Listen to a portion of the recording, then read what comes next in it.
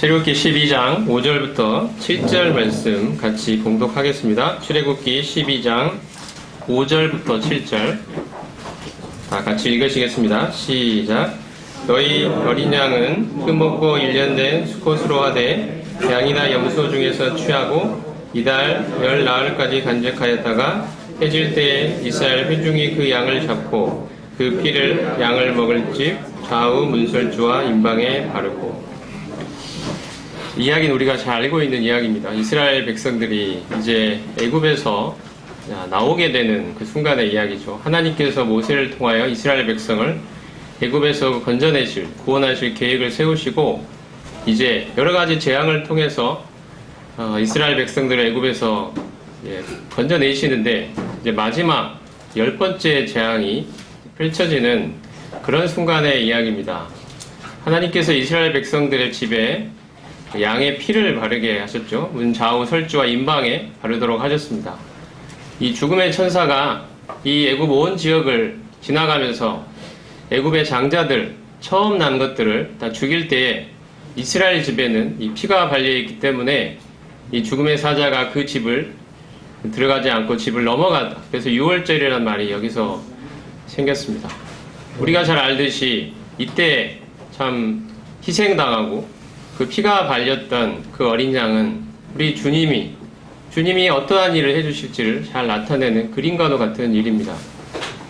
주님께서 십자가에 달리셔서 피를 흘리시고 우리가 오늘 아침에 예배를 함께 드리며 기억했던 것처럼 주님께서 피를 흘리심으로 말미암아 우리의 모든 죄가 과거에 지었던 죄뿐 아니라 또 현재 짓고 있는 죄 혹은 나중에 미래에 짓게 될 모든 죄까지도 다 영원히 속죄받았다는 사실을 나타내는 바로 그것이 이 이스라엘 백성이 양의 피를 취해서 문 좌우 설주와 임방에 발랐던 사건이 의미하는 바라고 생각이 듭니다.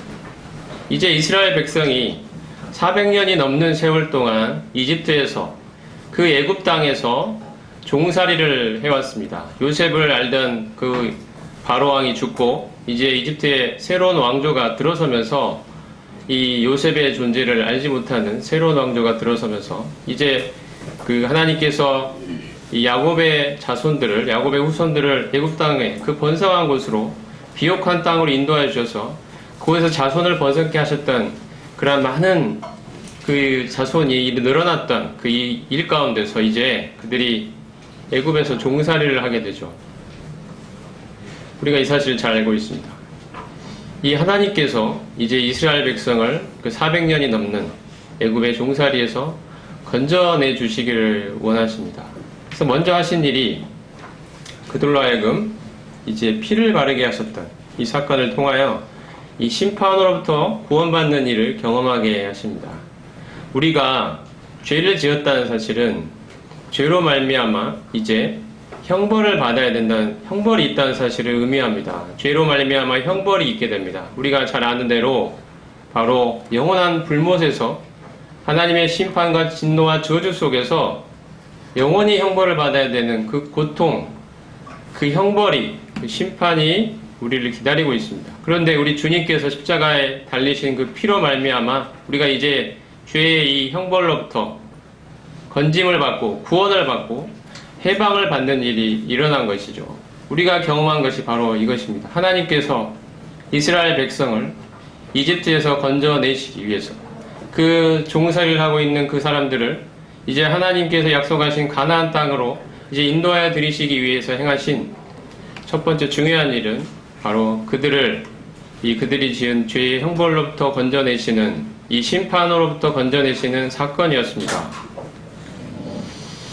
그런데 중요한 것은요, 이 구원이 하나님께서 일으키시는 이 구원에 대해 오늘 살펴볼 텐데, 이 구원이 이 죄사함 혹은 속죄, 죄의 형벌로부터의 이 자유, 이것이 전부가 아니라는 것입니다.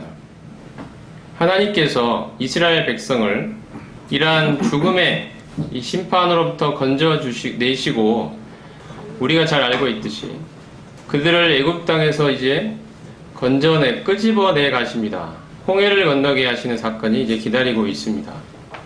우리가 만약에 이스라엘 백성을 하나님께서 죄 가운데, 심판 가운데서 이렇게 건져주시고 끝나고 그것으로 끄시고 이제 그들을 애굽 땅에서 계속 살게 하셨다면 우리가 아는 이야기와는 참 다른 이야기가 전개되었을 것입니다. 우리가 생각할 때 구원은 내가 나중에 죽어서 하늘나라 가는 것이 전부라고 생각하는 경향이 있습니다. 죄의 형벌로부터 자유함을 받고 죄의 심판으로부터 자유를 받고 이제 속죄를 받아서 하늘나라 가는 게 이게 구원이구나 라고 생각하는 경향이 있습니다. 물론 그것도 구원의 일부에 포함되어 있는 하나님의 계획입니다. 아주 중요한 부분입니다.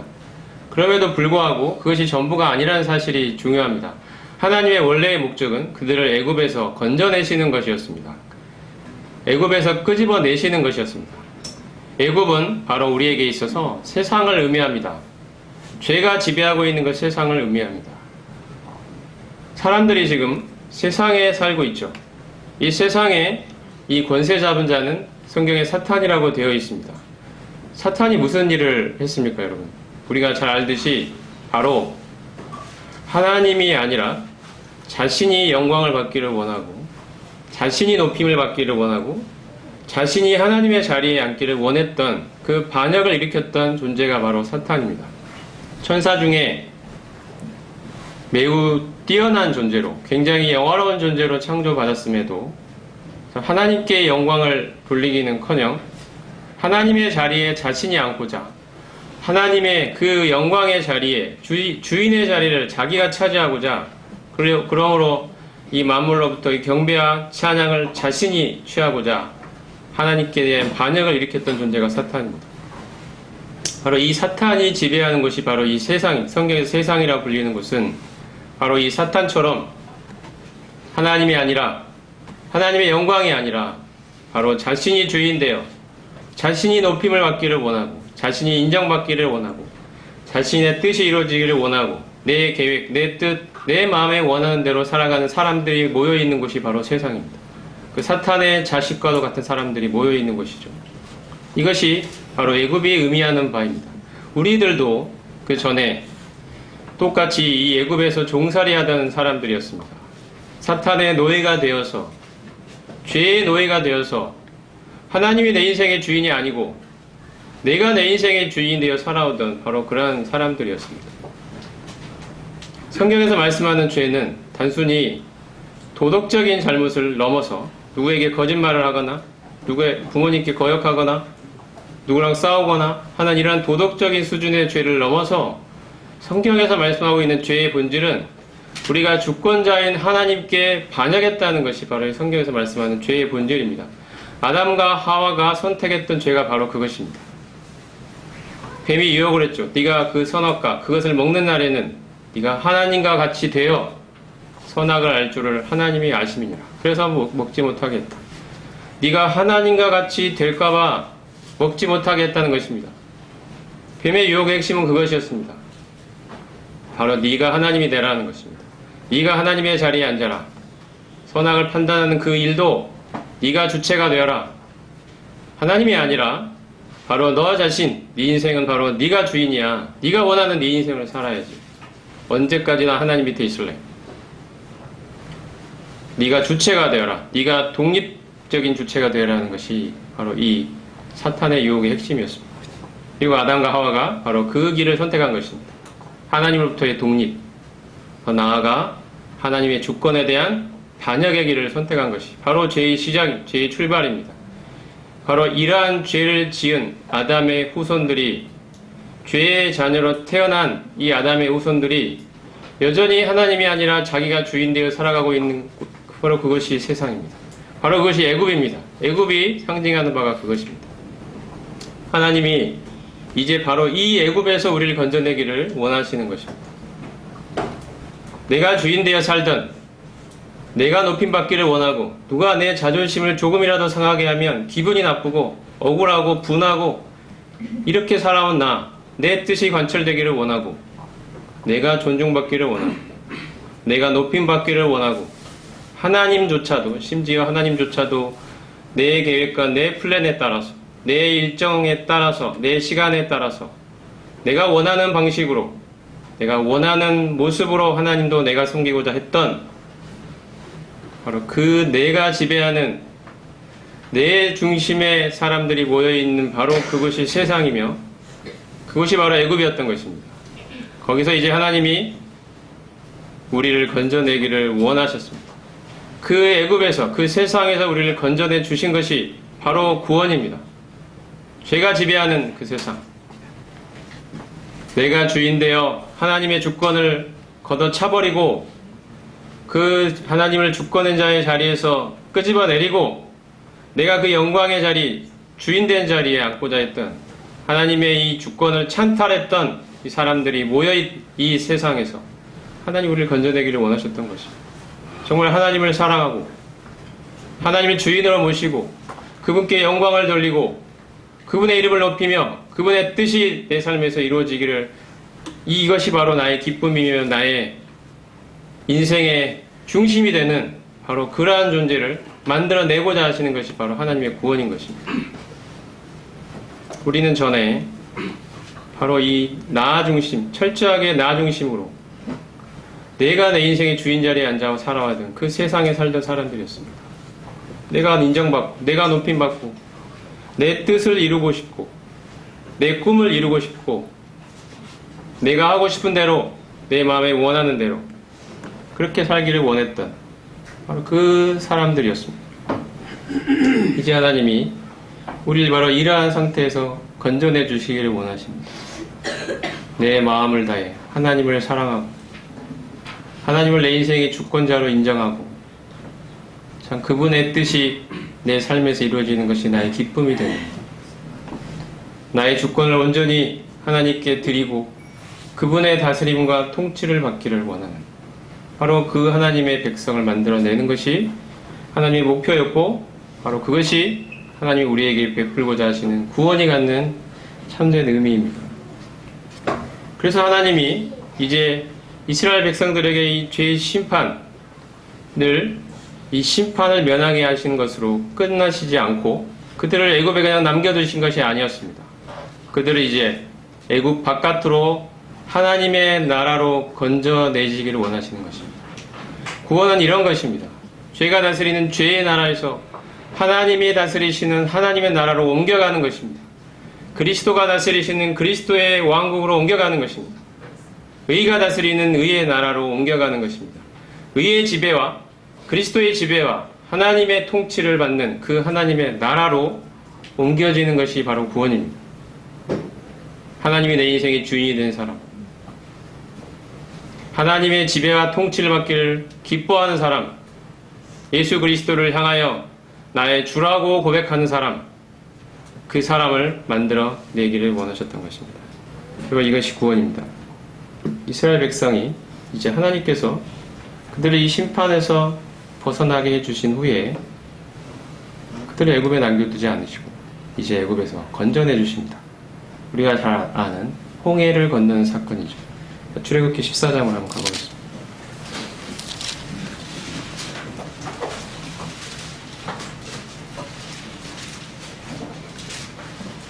(14장) 10절 말씀. 바로가 가까이 올 때 이스라엘 자손이 눈을 들어본즉 애굽 사람들이 자기들 뒤에 이른지라. 이스라엘 자손이 심히 두려워하여 여호와께 부르짖고. 자, 그 다음에 13절과 14절은 같이 읽어보도록 하겠습니다. 출애굽기 14장 13, 14절 시작. 모세가 백성에게 이르되 너희는 두려워하지 말고 가만히 서서 여호와께서 오늘 너희를 위하여 행하시는 구원을 보라. 너희가 오늘 본 애굽 사람을 영원히 다시 보지 아니하리라. 여호와께서 너희를 위하여 싸우시니 너희는 가만히 있을지니라. 자, 28절부터 30절도 같이 읽겠습니다. 자, 28절은 제가 읽고요. 29절은 여러분이 읽고 교독하겠습니다. 30절은 제가 읽고요. 이제 28절 시작. 물이 다시 흘러 병거들과 기병들을 덮되 그들의 뒤를 따라 바다에 들어간 바로의 군대를 다 덮으니 하나도 남지 아니하였더라.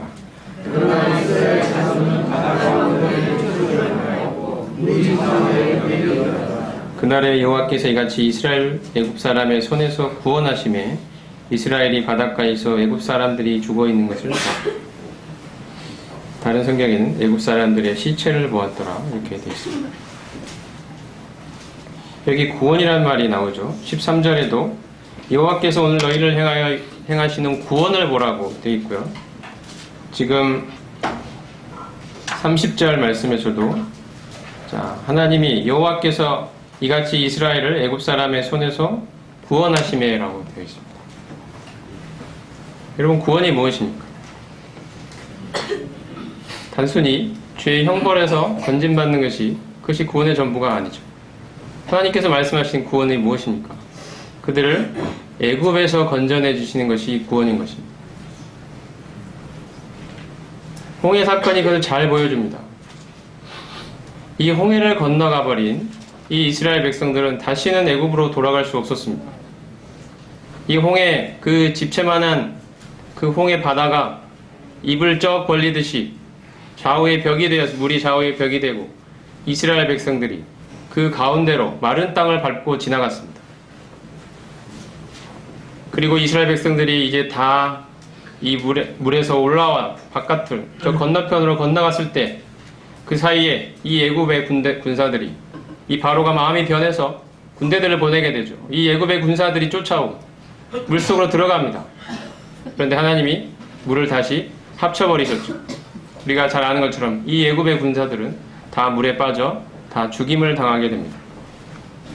이것이 하나님께서 그들을 구원하시는 방법이었습니다. 여기서 애굽 사람들의 시체를 보았다고 말하고 있는데요. 이것은 우리 옛사람의 죽음을 의미합니다. 로마서 6장에 있는 것처럼 너희 옛사람이 예수와 함께 십자가에 못 박힌 것은이라고 말씀하고 있습니다. 그리스도의 죽으심과 합하여 너희가 세례받은 줄을 알지 못하느냐고 이 바울이 이야기를 하고 있습니다. 이 홍해 사건이 의미하는 바, 상징하는 바가 바로 그런 것입니다. 우리의 옛사람이 죄의 종노릇 하며 살던, 죄가 지배하던 이 세상에 살던 이 옛사람, 내가 내 중심으로 살아가던 그 옛사람, 내가 주인 되어 살아가던, 내가 주인인 줄 알고 사실 살았죠. 하지만 죄의 종이 아니었습니까? 내가 원하는 내 인생을 살 수 있을 거로 생각했는데 사실 알고 보니 죄의 종노릇하며 살았던 것입니다. 사탄의 종이었던 것입니다. 사탄하고 똑같은 삶을 살아갔던 것입니다. 하나님께 반역하고 거역하고, 이것이 마침내 그 하나님이 이 땅에 보내신 아들 예수 그리스도까지 사람들이 십자가에 못 박은 데 내어줬던 바로 그 끔찍한 죄를 말하는 것입니다. 자기 자신의 자존심, 나의 자아, 이 나의 의로움을 인정하지 않고 나를 향하여, 이 의로운 나를 향하여 죄인이라고 지적하는 이 예수 그리스도, 그 꼴보기 싫은 예수 그리스도를 이 바리새인들이, 이 사두개인들이 백성들을 선동하여 십자가에 내어주었던 것입니다. 저를 십자가에 못 박으라, 그 외쳤던 이 백성들의 함성에 바로 이 인간의 무서운 자기중심성이 들어있었던 것입니다. 내가 인정받기를 원하는데, 내가 높임받기를 원하는데 그것을 거절한 예수 그리스도를 향하여, 나를 향하여 이 죄인이라고 하나님 앞에 내가 저 저주하고 저 싫어하는 세리와 창기와 똑같은 죄인이라고 말하는 저 예수 그리스도를 입을 닫고 제거를 해야겠다는 것입니다. 내가 높임받아야 되기 때문에 그렇습니다. 내가 인정받아야 되기 때문에 그렇습니다. 이것이 무서운 인간의 죄입니다. 하나님의 아들까지도 자기 마음에 들지 않는다고 십자가에 못 박아 죽여버렸던 바로 우리 안에 있는 이 죄인 것입니다. 우리 안에 있는 이 옛사람의 모습입니다. 오로지 내가 존중받고, 내가 존경받고, 내가 인정받고, 내가 높임받고, 내 뜻이 관철되고, 내가 원하는 내 인생을 살고 싶은 하나님조차도, 그 종교적인 그것조차도 내가 원하는 내 방식으로, 내 뜻대로, 내 분별대로 그렇게 섬기기를 원하는 그게 바로 우리 옛사람인 것입니다. 감사하게도요, 하나님께서 이 옛사람을 죽이셨습니다. 십자가에 못 박으셨습니다. 예수 그리스도의 죽으심과 합하여 십자가에 못 박힌 자가 되었다고 말합니다. 갈라디아 2장 20절에 사도 바울이 고백하죠. 내가 그리스도와 함께 십자가에 못 박혔나니 그런 적 이제는 내가 사는 것이 아니오 오직 내 안에 그리스도께서 사신 것이라. 그리스도인은 뭐라고 고백합니까? 내가 주인 되어 살던 이 옛사람은 그리스도와 함께 십자가에 못 박혀 죽었다고 고백하는 자가 바로 그리스도인입니다. 하나님의 구원을 경험한 자입니다. 애굽에서 건진받아 이제 하나님의 나라에 이르게 된 자의 고백입니다. 홍해를 통과한 자의 고백입니다. 우리 홍해는 침례를 잘 형상화시켜 보여준 똑같은 그림들입니다. 물에 잠겼다가요. 물에 내려가서 물에 완전히 잠기고 그 물에서 다시 올라옵니다. 전에 애굽에서 종살이하며 사탄의 종으로 죄의 종으로 자기의 종으로 살아가던 바로 그 옛사람 이제 물에 잠겨 죽는 것입니다. 하나님의 시야에서 완전히 장사됩니다. 보이지 않게 되는 것입니다. 이제 물에서 올라올 때는요. 하나님의 주권을 인정하는 하나님의 새로운 백성으로 다시 나오는 것입니다. 그리스도가 그 안에 사시는 존재로 다시 나오는 것입니다. 옛사람은 죽고 이제 그리스도가 그의 인생의 주인이 되시는 그리스도의 다스림과 통치를 받는 새 사람으로 다시 태어나는 것이 이게 구원입니다. 이게 하나님께서 홍해를 통해 우리에게 보여주신 일입니다. 여호와께서 행하시는 구원을 보라고 이야기하는 것입니다. 너희는 잠잠히 있을지어다 가만히 있을지어다 여호와께서 오늘날 너희를 위하여 행하시는 구원을 보라.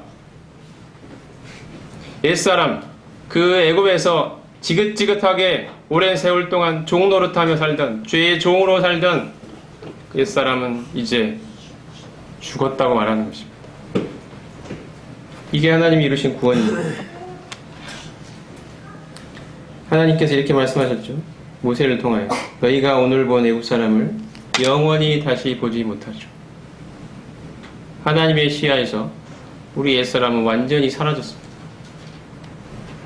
우리가 이 사실을 믿어야 된다고 생각합니다. 구원은 우리의 옛사람을 죽임으로써 이 애굽으로 상징되는 이 죄의 나라와 결별하게 하는 것이 바로 이것이 구원입니다. 죄가 지배하던 바로 이 죄의 나라, 그 죄의 나라와 완전한 결별입니다. 우리가 이 나라에서, 이 대한민국이라는 땅에서 대한민국의 법의 지배를 받으며 살다가 이렇게 살게 되면 여러 가지 우리가 법의 지배를 받기 때문에 행해야 될 여러 가지 의무들이 있죠. 하지만 우리가 이 나라에 살다가 죽게 되면, 죽어버리면 더 이상 우리는 이 법의 지배를, 대한민국이라는 나라의 법의 지배를 받지 않게 됩니다. 어느 누가 와서 나에게 세금을 내라고 할 수가 없습니다.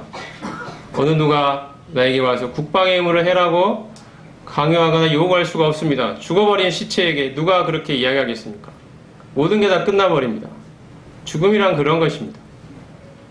우리가 죄에 대해 죽었다고 말씀하실 때는 바로 이 죄가 다스리는 그 나라에서 죽었다는 것입니다. 죄의 법이 더 이상 나에게 이래라 저래라 요구할 수 없는 존재가 되었다는 것입니다. 더 이상 죄의 다스림과 통치를 받을 필요가 없어졌다는 뜻입니다. 죄의 지배로부터의 자유입니다. 죄의 권세로부터의 해방을 말하는 것입니다.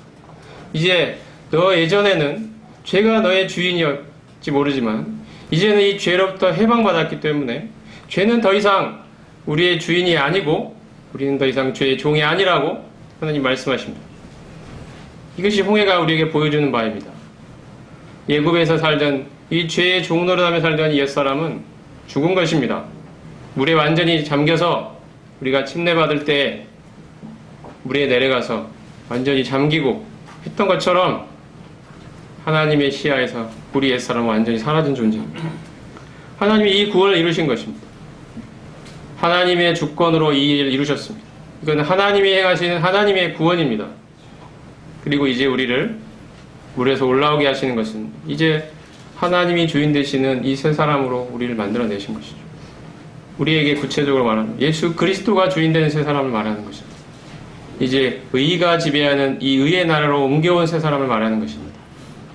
이게 홍해를 통과하여 나온 이제 하나님의 주권이 그 안에서 실현되고 성취되는 하나님 나라의 새 백성을 만들어내신 하나님의 구원의 역사인 것입니다. 이것이 구원입니다. 죄의 형벌로부터만 면제받고 여전히 죄의 종노릇하며 사는 사람, 이거 만들어내는 것이 하나님의 구원이 아닙니다. 여전히 애굽에 남아서 애굽에서 종노릇하며 심판만 면제받고 계속해서 종살이하며 살았더라. 이렇게 성경은 되어 있지 않습니다. 하나님의 뜻은 이 애굽에서 건져내셔서 하나님의 주권이 인정되고 실현되는 그 하나님의 나라의 백성으로 만들고자 하셨던 것이, 이게 바로 구원인 것입니다. 하나님이 이 일을 이루셨습니다. 이스라엘 백성을 홍해를 건너게 하신 하나님의 뜻입니다. 다시는 돌아갈 수 없는 나라 애굽을 그런 곳으로 하나님 만드신 것입니다. 하나님의 놀라운 이 역사가, 이 구원의 역사가 이스라엘 백성에게 베풀어졌습니다. 그리고 오늘날 우리에게도 마찬가지입니다. 우리가 구원을 받았다는 것이 바로 이러한 의미입니다. 더 이상 우리는 죄의 종이 아닙니다. 우리는 의의 종입니다. 하나님의 종입니다. 그리스도의 종입니다. 그리스도를 향하여 나의 주라고 고백하는, 십자가에서 죽고 끝나신 것이 아니라 영광 가운데 부활하셔서 이제 그분이야말로 이 땅에 오신 하나님이시며 참된 우리의 주인임을 입증하시고 확증하신 예수 그리스도, 그분의 영광과 주권 앞에 우리가 이제 굴복하여서 예수 그리스도를 향하여 나의 주, 나의 하나님이라고 고백하는 이러한 존재를 이 세 사람으로 만들어내신, 이게 바로 하나님이 우리에게 주신 베푸신 구원인 것입니다. 구원은 나 자신에게는 어떠한 변화도 없고 내가 지은 죄로 인한 형벌에서만 건진받는 것이 구원이 아니죠. 하나님의 관심은 나라는 존재의 변화에 있습니다.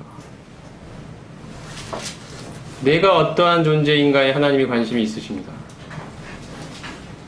나는 그저 똑같은 자인데 구원받기 전이나 구원받고 후나 나라는 존재는 여전히 그대로이고 오로지 죽어서 하늘나라 갈 수 있는 확신 얻었다. 이것을 성경은 구원이라고 말하지 않습니다. 성경은 애굽에서 건진받는 것을 구원이라고 부르는 것입니다. 홍해를 건너는 것을 구원이라고 부르는 것입니다. 나라는 존재가 전에 죄의 종살이 하던, 내가 주인 되어 살던, 그 모습으로 살던 내가 이제 구원받는 것입니다. 하나님이 주인 되시는 하나님 나라의 백성으로 구원받는 것입니다. 예수 그리스도를 나의 마음의 가장 중심의 자리에 내 삶의 주인으로 모셔드리고 그분의 주권과 그분의 다스림을 받으며 그분께 내 인생을 드리고 맡기며 살아가는, 그분께 굴복하는, 그분의 주권에 굴복하는 바로 이 사람으로 나를 변화시키는 것이 이게 구원인 것입니다. 하나님은 이 구원을 우리에게 베풀기를 원하시는 것입니다.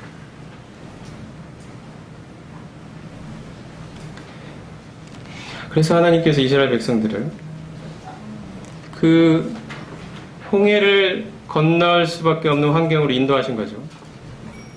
자, 이 애굽을 나온 그 심판의 밤을 지나 그 애굽을 탈출해 나온 이스라엘 백성들이 이제 광야를 지나가게 되고요. 그리고 이제 홍해 바다에 이르게 되는데 하나님께서 이 홍해를 돌아서 이 가나안 땅으로 들어가게 할 수도 있는 루트가 분명히 있습니다. 근데 하나님께서 그렇게 하지 않으시고 홍해 바다 쪽으로 이 구름기둥, 불기둥을 통하여 인도하시죠. 뒤에는 바다가 기다리고 있고요. 이제 더 이상 피할 수 없는 그 골짜기 같은 곳으로 하나님께서 인도하셔서 이제 그 앞에서는 이 애굽의 군대들이, 이 세상을 상징하는 애굽의 군대들이 계속해서 쫓아오죠. 그냥 보내줄 수 없다면서 이 사탄의 세력이, 이 죄의 세력이 계속해서 우리를 이렇게 집요하게 추적해 오는 것입니다. 뒤에는 바다가 기다리고 있고 이 죄의 세력이 앞에서 몰아치고 있는 이 둘 사이에 끼어있는 이 형국이 되어버린 이 진퇴양난의 이곳으로 하나님이 우리를 몰아가십니다. 어찌할 수 없는 이곳으로. 하나님은 도대체 우리가 어떻게 해야 합니까, 하나님? 저에게는 희망이 없습니다. 저에게는 절망뿐입니다. 뒤에는 바다이고 앞에는 군대가 이렇게 몰아오고 어디 도망갈 데도 없고 피할 데가 없는 바로 이 절망적인 상황으로 하나님이 우리를 구원하실 때 우리를 그렇게 인도하시죠. 정말 이 처절한 절망을 느끼게 하십니다. 정말 나에게는 희망이 없구나. 이 죄의 세력은 너무도 강하구나. 이것으로 내 힘으로 도저히 이걸 감당해낼 수 없구나. 나는 정말 연약하고 무능력한 자이구나. 나에게는 절망이구나. 이것을 하나님이 아주 처절하게 고백하게 하십니다. 그것을 느끼게 해주십니다. 바로 그 자리에서 이제 하나님의 구원이 시작이 됩니다. 하나님이 이렇게 말씀하시죠. 여호와께서 너희를 위하여 싸우시리니 너희는 가만히 있을지니라.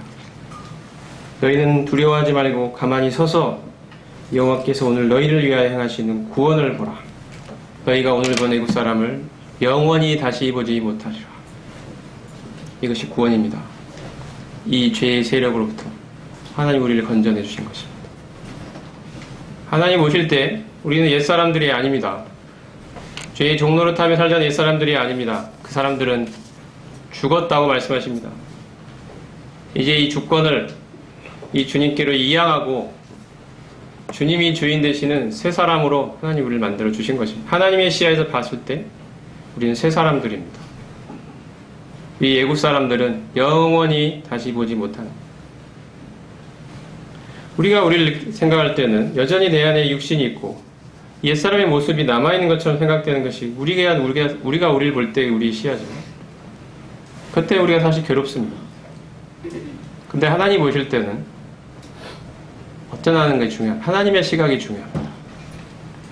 하나님의 시야에서는 우리는 우리 옛사람은 죽은 자이고 이제 하나님의 시야에서는 우리는 새 사람들입니다. 그리스도 안에 있는 새 사람들입니다.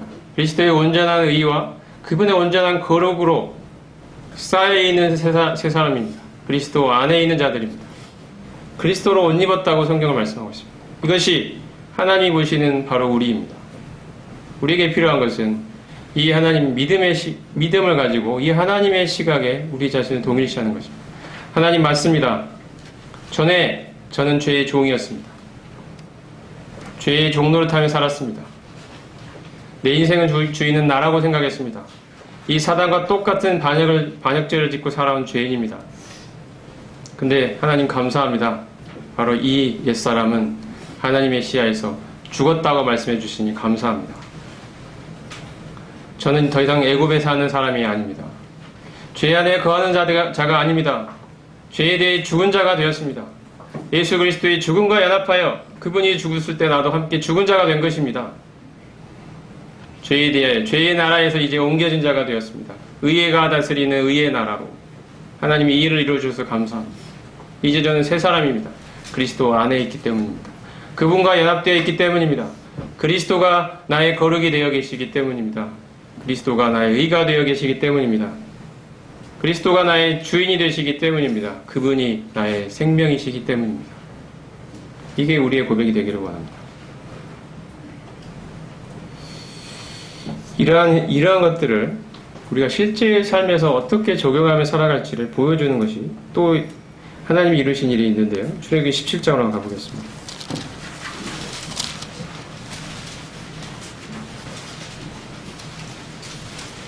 자, 17장 8절부터 보면 이스라엘 백성이 광야 애굽에서 홍해를 건너서 나와서 겪는 아말렉과의 이 전쟁에 관한 이야기가 나와 있습니다. 17장 8절 읽겠습니다. 그때에 아말렉이 와서 이스라엘과 르비딤에서 싸우니라. 자, 11절 모세가 손을 들면 이스라엘이 이기고 손을 내리면 아말렉이 이기더니. 14절입니다. 여호와께서 모세에게 이르시되 이것을 책에 기록하여 기념하게 하고 여호수아의 귀에 외워 들리라. 내가 아말렉을 없이하여 천하에서 기억도 못하게 하리라. 모세가 제단을 쌓고 그 이름을 여호와 니시라 하고 이르되 여호와께서 맹세하시기를 여호와가 아말렉과 더불어 대대로 싸우리라 하셨다 하였더라. 이 아말렉과의 전쟁은 이 홍해를 건넌 애굽에서 나온 이스라엘 백성들이 맞닥뜨렸던 이 전쟁, 아말렉과의 전쟁. 홍해를 건너 나온 그들에게 기다리고 있었던 것은 바로 이 아말렉과의 싸움이었는데요. 말씀을 잘 보시면 이스라엘 백성이 싸움을 건 게 아니고 이스라엘 백성은 가만히 있었는데 아말렉이 와서 이스라엘과 싸웠다고 되어 있습니다. 그리고 이 싸움은 여호와께서 싸우시는 싸움이다 그렇게 되어 있고 하나님께서 아말렉과 더불어 대대로 싸우겠다고 하셨습니다. 이것은 이 그리스도인이 겪는 육신과의 전투를 의미한다고 생각이 됩니다. 우리는 구원받은 하늘나라 갈 수 있게 됐다 생각하고 참 좋았는데 여전히 내 안에 이 육신이 있다는 사실을 이내에 발견하게 됩니다. 육신과의 싸움이 끝나지 않았다는 사실을 보게 됩니다. 육신이 내 안에서 계속 역사하면서 나로 하여금 실제의 삶에서 죄를 짓도록 계속해서 나를 유혹하고 끌어당기는 것을 보게 됩니다. 이것이 이스라엘 백성이 맞닥뜨려야 했던 아말렉과의 전투입니다. 여호와께서 대대로 싸우겠다고 하십니다. 이게 한두 번 끝나는 싸움이 아닙니다. 대대로 이어지는 싸움입니다. 우리 주님 다시 오시는 날까지 그분 다시 오실 때 우리의 낮은 몸이 그분의 영광의 몸의 형체와 같이 변하게 되는 그 영화로운 날이 오기 전까지는 우리 안에 육신이 남아있어서 이 육신과의 전투는 끝없이 우리 안에 일어날 것입니다. 우리는 구원받은 후에 여전히 우리 안에 육신이 남아있다는 사실에 처음에 적잖이 당황하게 됩니다. 죽어서 하늘나라 가고 너무 좋은데 죄가 여전히 내 안에 있네. 처음에는 마치 죄가 다 없어져 버릴 것 같은 그런 느낌이 들죠. 근데 우리는 바로 느끼게 됩니다. 내 안에 죄가 여전히 도사리고 있다는 것을. 내 안에 이 육신이 여전히 있다는 것을. 그리고 우리가 더 시간이 지나면서 더 느끼게 되는 것은 이 육신이 없어지지 않는다는 것을. 그리고 더 나아가 육신이 바뀌지 않는다는 것을 보게 됩니다. 육신이 개선되지 않는다는 거죠. 이것은 평생에 걸친 끈질긴 싸움입니다. 사라지지도 않고 개선되지도 않는 육신과 우리는 계속해서 싸워야 되는 바로 그러한 운명을 갖고 있습니다. 이것이 우리가 맞닥뜨리는 현실입니다. 우리의 매일의 삶 가운데서 지금 이 순간도 우리의 내면 가운데서는 계속 육신과의 전쟁이 일어나고 있습니다. 하나님이 원하시는 그 하나님의 그 아름다운 형상을 닮아가는 그러한 삶을 살아가지 못하도록 나의 발을 계속해서 붙들어 놓고 있기를 원하는 이 끈질긴 육신과의 이 지긋지긋한 전쟁이 우리를 기다리고 있는 것입니다. 그리고 이걸 느끼죠. 속에서 다른 사람들에 대한 미움이 내 안에 일어납니다. 시기심이 생깁니다. 죄의 유혹을 느낍니다. 음란한 것들로 눈이 자꾸 가려고 그럽니다. 형제와 자매를 사랑하는 마음보다는 내 마음에 들지 않는 그런 말을 하고 내 마음 자존심 상하게 하는 그런 말을 하는 내가 못마땅한 그 말을 하는 그 성도를 향해서 서운하고 섭섭하고 다 못해 나중에는 원망하고 미워하는 마음까지 드는 것이 이것이 다 이 내 안에서 육신이 작용하고 있는 거 아니겠습니까? 내가 제대로 이해받지 못하면 억울하고 분하고 답답하고 막 이런 생각이 드는 거예요. 이게 다 육신이 내 안에서 하고 있는 일들이죠.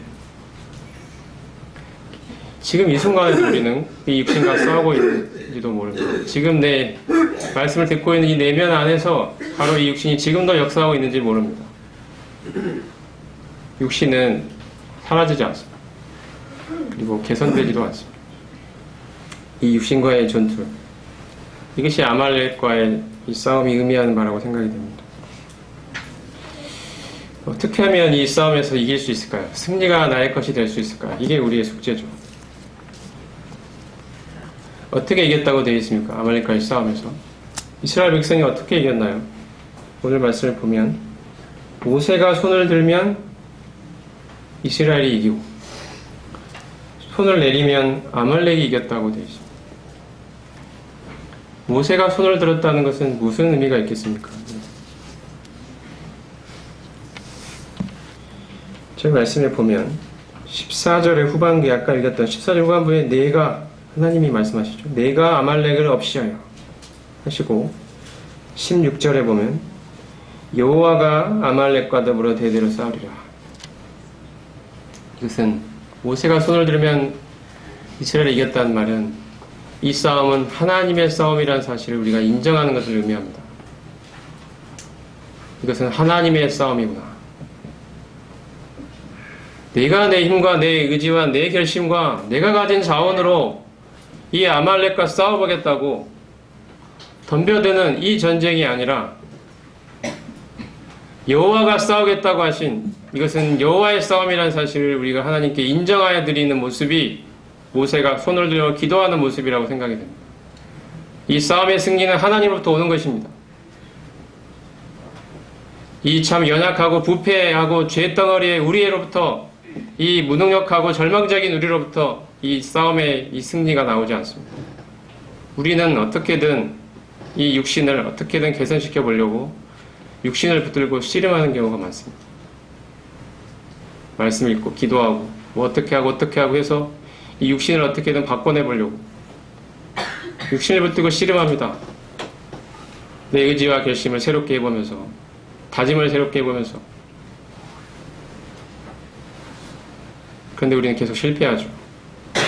그러면서도 계속 이것을 놓지 못하고 계속 자기 자신을 의지하고 신뢰하면서 자기 자신을 철저히 포기의 길에 두지 않고 나의 능력을 의지하는 것입니다. 말로는 하나님 의지한다고 성령을 의지한다고 하면서도 실은 나는 괜찮은 사람이야. 나는 하면 할 수 있어. 나는 결심하면 할 수 있는 사람이야. 내가 결심을 못해서 그렇지. 지난번에 결심이 부족해서 그렇지. 지난번에 다짐이 부족해서 그렇지. 나는 하면 할 수 있는 사람이야. 이렇게 생각하는 것이 우리입니다. 이런 옛사람의 습관이 아직도 남아있는 것입니다. 우리 안에. 그렇게 살아온 인생의 방식이 우리 안에 몸에 젖어 있는 것입니다. 세상에서 말하는 세상 사람들이 살아가는 삶의 방식은 이것입니다. 네 안에 있는 가능성을 최대한 끌어올려서 네가 원하는 네 인생의 꿈을 이뤄봐. 어떠한 시련과 역경이 오더라도 네가 갖고 있는 가능성, 그 잠재력을 포기하지 않고 끝없이 그것을 발휘해서 마침내 네 꿈을 이뤄봐. 이게 세상이 말하는 세상의 방식입니다. 우리는 알게 모르게 세상에서 오랫동안 살아왔기 때문에 이 방식이 몸에 젖어 있습니다. 지성이면 감천이고 노력하면 안 될 일이 없고 이 방식이죠. 노력하지 말라는 뜻이 아닙니다. 이 말은 내 이 승리의 자원이 이 승리의 원천이 하나님께 있음을 인정하는 것입니다. 여호수아가 밑에서 싸우지 않은 게 아닙니다. 여호수아는 목숨 걸고 싸웠습니다. 근데 그 싸움의 승리가 이 하나님께 있다는 사실을 인정하며 싸운 것입니다. 우리가 말씀을 읽지 말자, 기도할 필요가 없다 말하는 것이 아닙니다. 우리의 말씀 읽기와 기도는 우리의 이 생명의 원천이, 이 승리의 원천이 하나님께 있음을 인정하는 가운데 드려지는 말씀 읽기와 기도가 되어야 합니다. 내가 이것을 통해서 승리를 쟁취해내겠다는 것이 아니고 오로지 하나님께 있음을 인정하고 그 인정하는 마음으로 하나님을 의지하기 때문에 우리가 말씀을 읽고 기도하는 것입니다. 이것은 마음가짐이 전혀 다른 이야기입니다. 하나님이 내 모든 승리의 원천이시다. 너희 안에서 행하신 일은 하나님이시니 하나님 자신의 기쁘신 뜻을 위하여 너희로 소원을 두고 행하게 하신다. 이게 말씀이 의미하는 바입니다. 우리는 십자가에 못 박혀 죽은 자들입니다. 죽은 자가 어떻게 자신을 의지하겠습니까? 의지할 데가 어디 있겠습니까? 죽은 자가 무슨 할 말이 있겠습니까? 오로지 나는 죽었고 내 안에 살아계신 예수 그리스도, 그분의 무한한 부요와 풍성함을 의지하는 존재가 바로 우리들인 것입니다. 아말렉과의 싸움은 이것을 잘 보여줍니다. 나의 승리의 원천이 오직 내 안에 나의 주인이요 나의 생명으로 살아계시는 그리스도께 있다. 이 사실을 인정할 때 그분의 능력으로, 그분의 자원으로 된다는 것입니다. 내가 그리스도와 함께 이 옛사람이 십자가에 못 박혀 죽었다는 사실을 인정하고 내가 죄에 대해 죽은 자임을 인정하고 이제 내 안에 나의 생명으로 내 주인으로 살아계시는 이 그리스도, 그분을 의지하여 나아가는 것입니다. 그분의 무한한 부유와 풍성이 이제 그분과 연합된 내 안에 그분의 것이 이제 내 것이 되었다는 이 믿음으로 나아가는 것입니다. 여호와께서 대대에 싸우시겠다고 하시는 것입니다. 이 싸움은 여호와의 싸움입니다. 우리가 여호와를 얼마나 의지하느냐에 달려 있습니다. 하나님 이제 이 싸움이 당신의 싸움임을 인정합니다. 저의 싸움이 아닙니다. 저의 자원을 의지하여 나아가는 싸움이 아닙니다. 이 싸움은 예수 그리스도, 그분과 연합하여 싸우는, 그분의 힘과 그분의 자원으로 싸우는, 당신이 싸우는 당신의 싸움입니다. 이것이 우리가 의지하여 나아가는 것입니다. 내 자신이 철저하게 십자가에 못 박혀 죽은 자임을 늘 고백하고 내 안에 나의 생명으로 사시는 그리스도를 의지하여 나아갈 때, 이럴 때 하나님으로부터의 이 승리가 주어지는 것입니다. 모세가 손을 들면 바로 이기는 일이 이렇게 일어난 것입니다. 하나님께서 내 안에서 행하십니다. 우리의 실패와 연약을 볼 때마다 바로 예수 그리스도께서, 지금 내 안에 살아계신 예수 그리스도, 그분을 의지하여 그분이 일하실 것을 기대하고 그분을 바라보고 살아가는 이러한 일이 우리 가운데 있기를 원합니다. 생명의 성령의 법이라고 하시지 않았습니까? 죄와 사망의 법에서 우리를 이미 해방하였다고 말씀하십니다. 우리가 이 사실을 믿음으로 나아가기를 원합니다. 하나님이 이 일을 예수 그리스도를 통하여 우리 가운데 이루어 주셨습니다. 그분과 연합된 우리 안에 이제 죄는 힘을 잃고 우리를 다스릴 권세를 상실하고 이제 하나님이 예수 그리스도를 통하여, 우리의 왕 되신 예수 그리스도를 통하여 우리를 지배하시는 새 사람으로 우리는 다시 재탄생했습니다. 우리가 이 사실을 계속해서 기억하기를 원합니다. 하나님이 이루신 일을 바라보기를 원합니다. 하나님이 이루신 이 놀라운 구원을 의지하기를 원합니다. 하나님 우리를 구원하셔서 감사합니다. 저를 이제 새 사람으로 만들어주셔서 감사합니다. 이 일을 이루셨으니 하나님 당신의 이름이 찬양을 받으십시오. 제 안에는 그리스도가 살아계십니다. 십자가에 죽고 끝난 게 아니라 이제 부활하셔서 지금 내 안에 살아계시는 내 생명 되신 그리스도, 그분을 의지하여 나가기를 원합니다. 나는 죽었음을 철저하게 고백하고 이 예수 그리스도를, 부활하신 예수 그리스도를 의지하며 나가기를 원합니다. 이것이 모세가 들었던 손이 의미하는 거라고 생각합니다. 모든 능력과 이 자원이 오로지 하나님께로부터 온다. 이 사실을 의지하여 싸워나가는 우리가 되기를 원합니다.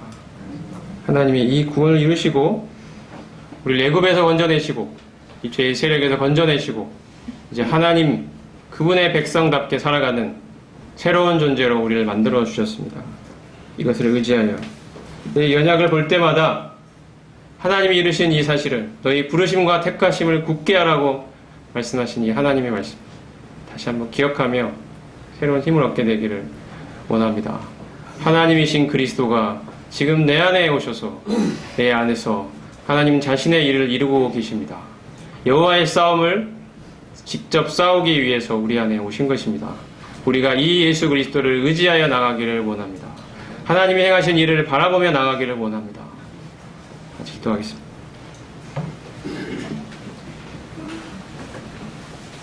하나님, 저희를 죄의 형벌로부터 건져내 주심을 감사합니다. 이제 저희가 지옥이 아니라 하나님이 계시는 그 영원하고 거룩한 하늘나라에 이룰 수 있게 해주시니 참으로 감사드립니다. 또한 이뿐 아니라 저희를 이제 이 죄가 다스리는 애굽에서 건져내 주셔서 참 하나님이 다스리시는 하나님의 나라로 옮겨주심을 기억할 때 참으로 감사를 드립니다. 이제 더 이상 저희는 죄의 종이 아니며 죄가 우리를 다스릴 권세를 상실했으며 우리는 죄에 대해 죽은 자가 되었고 이제 하나님 나라로 옮겨 의가 다스리는 의의 나라의 백성이 되어서 이제 의의 지배를 받으며 그리스도의 통치와 그리스도의 다스림을 받는 이 새 사람으로 저희를 만들어 주셔서 감사드립니다. 저희 연약함을 볼 때마다 참 하나님께서 이 놀라운 일을 이루신 사실을 기억할 수 있도록 인도해 주시기를 기도합니다.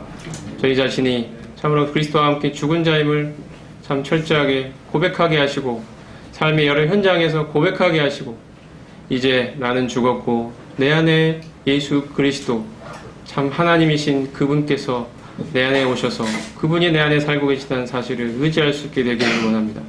하나님을 향하여 두 손을 뻗어서 내 인생의 모든 목표가 되시고 나의 승리의 자원이 되시고 원천이 되시는 나의 생명 되신 이 하나님을 향하여 두 손을 뻗어 살아가기를 원하옵나이다.